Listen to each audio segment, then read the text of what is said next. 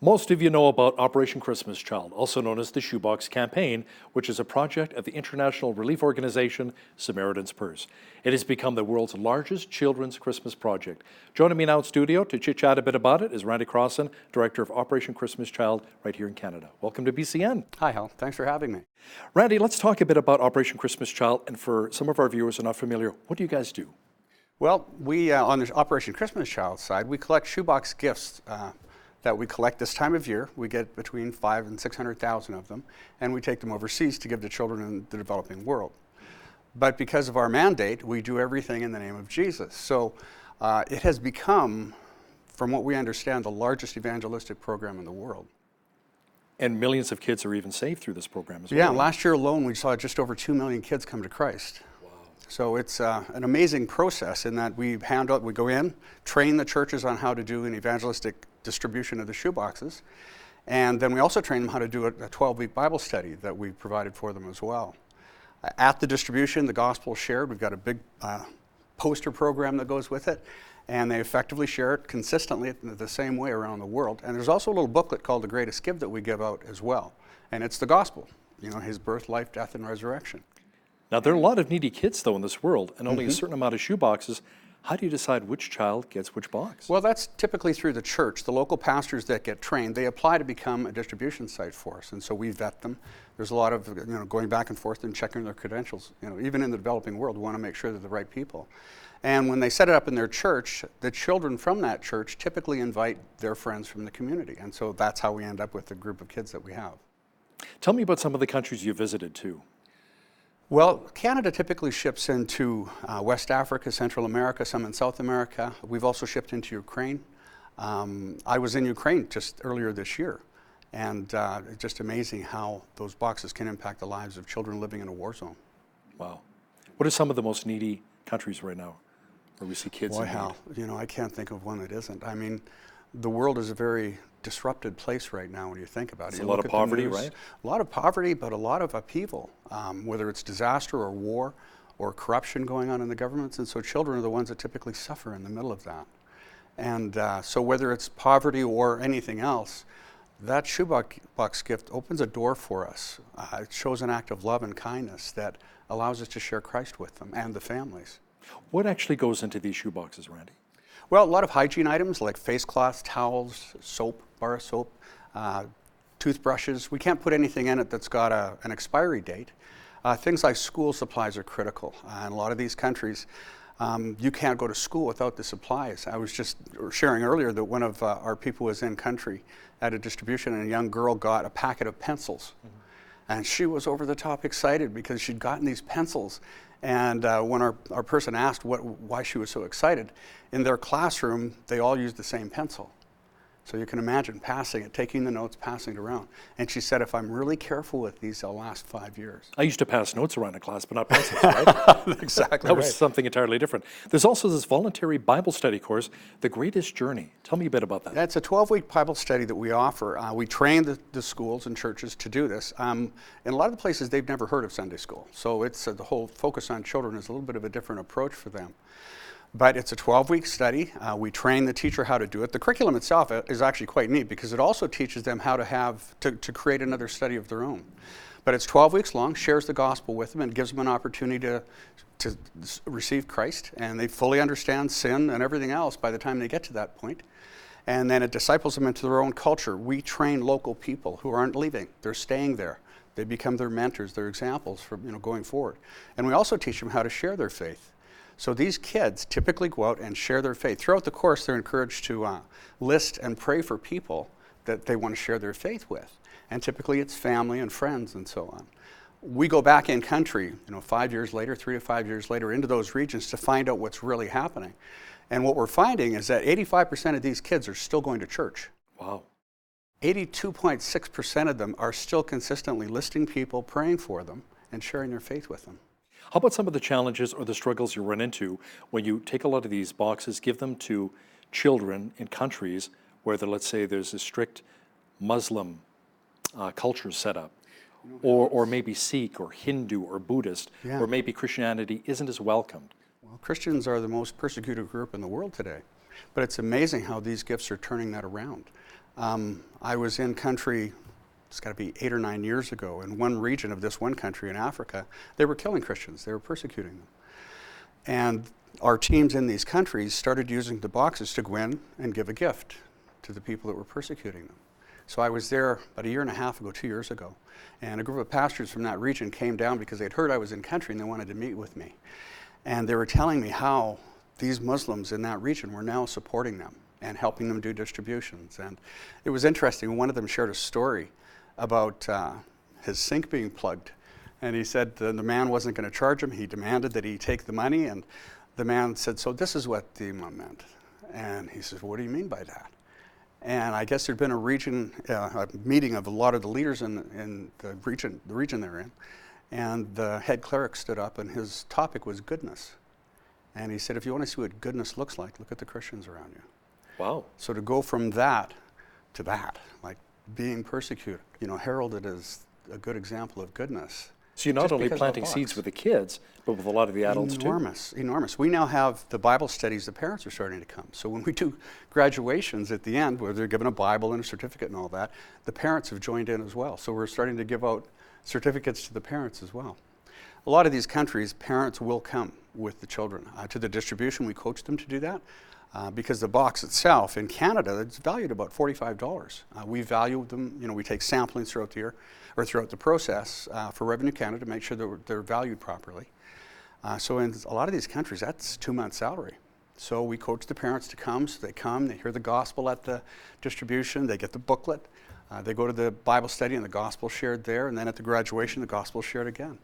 So I was just at one in El Salvador, a little tiny church pastored by 2 ladies right in the middle of the gangs in El Salvador. And El Salvador is the highest murder rate in the world right now. And these 2 little women doing church there. They had a church of about 50 people, and they were graduating 95 children from the Greatest Journey. So they've effectively tripled the size of their church. I used to sponsor a child through World Vision, Fred Argueda, in San Salvador, El Salvador, many years ago. And he would tell me about a lot of the unrest and a lot of the dangers in San Salvador, right? Yeah, it's incredible. How about some of the remote villages around the world? Do these boxes make their way there, or is it mostly the bigger cities? Oh, hell, no. Most of our stuff goes into the remote regions. As a matter of fact, now, they've always been reaching into unreached people groups. So right now in the world, according to the Joshua Project, there's over 7,000 unreached people groups. Well, we're now working with a lot of the groups that are trying to reach in there. One of them is the Seed Company. And last year we got into 107 of them in 43 countries. And we just keep advancing. The gift opens the door. And the president of the Seed Company has stated recently that at the present rate, we'll have reached every unreached people group within the next decade. And of course, that means an awful lot from a biblical or prophetic perspective, doesn't it?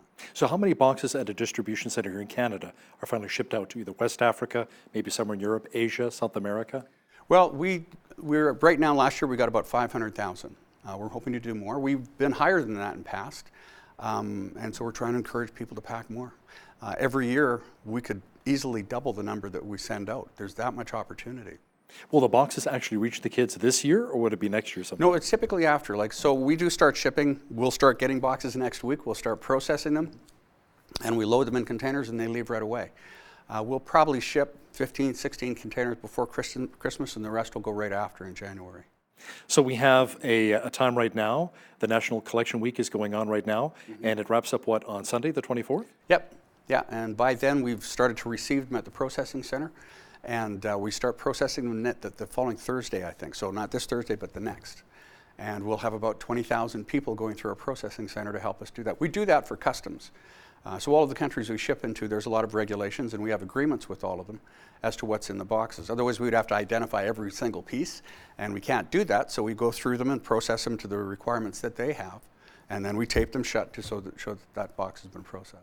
Are you also asking viewers to maybe include a $10 donation to Yes, we ensure are. that box gets to that child? Yes, we are. And it does everything. It pays for every aspect of Operation Christmas Child, including the shipping. So when we bring these boxes in from our collection centers across the country, we pay for all of that transportation. Then we put them in containers, ship them overseas.